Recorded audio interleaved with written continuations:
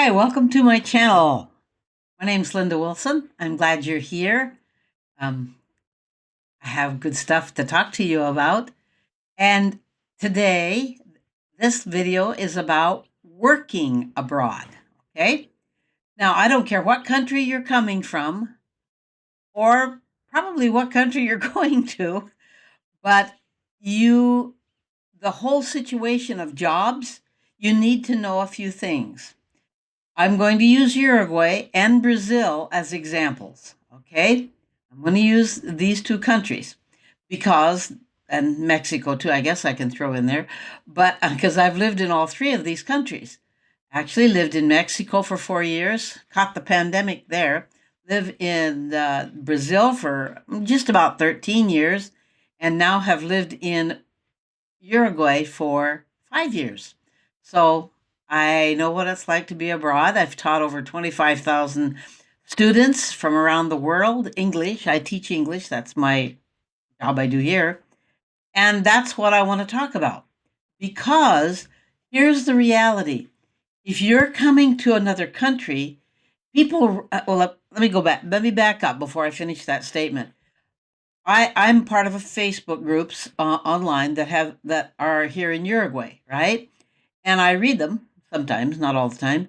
And repeatedly, there are people who are asking, is it possible to get work down here? Possible? Of course, it's possible.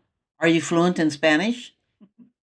Because that's the issue. People think, well, I can come down there and I can teach, and maybe they'd want English teachers. Well, Uruguay has a good number of English teachers, actually, and a good number of Spanish teachers. So you could learn Spanish. I'm learning Spanish. And uh, but when you come down here you move to work in another country, you need to know that they're going to require you you're going to be speaking in your language, but they're going to require you to know English. And that's if you're from, like, say you're from Turkey, say you're from, yeah, Turkey, say you're from one of the Latin countries here and you're trying to move abroad. Well, the reality is they're going to require you to speak English for those jobs. And from coming from the United States, they're not going to give you a job that the people from their country are qualified to do. It's very difficult. Uh, I know that because of on the Facebook group and listening to my fellow expats here talk about the fact that if you're fluent in Spanish, you can maybe get a job.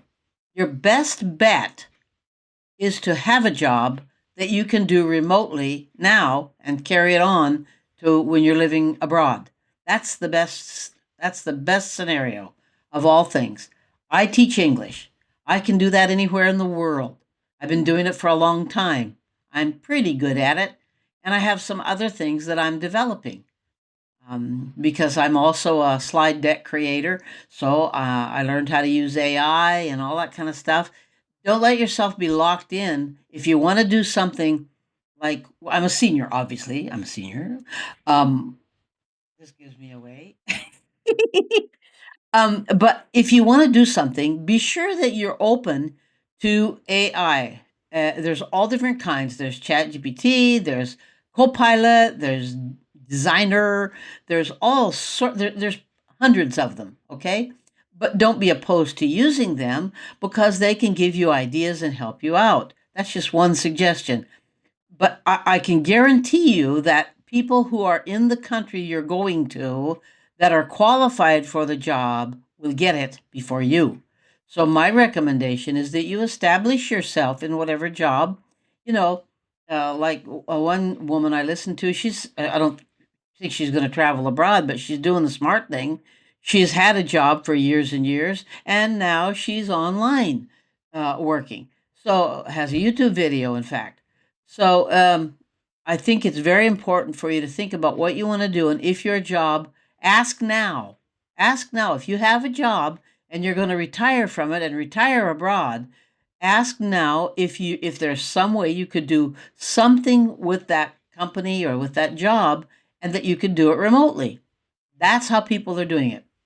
My students, like students from Turkey, students from, well, everywhere, because when you're teaching students English, you're getting people of all different nationalities and all different countries. And we just talk about the fact that the best possible thing is to stay in your own country if you can and work remotely there, or move to a country where you can work remotely with the company that you worked with, or one that's similar, in the States or in Canada, or the English speaking country that you're from. Okay. Maybe Great Britain, maybe Australia, I don't know. So if you move to another country, just be sure that you set that up before you leave. Okay. So if you already know that, that would be one good way to have an income. It's nice to have something to do besides Social Security, and especially if you don't have some big pension, which I don't have some big pension. So I enjoy doing other things, and I love teaching English. But I feel that you should get some training about teaching English, and you should have taught something in your job, maybe.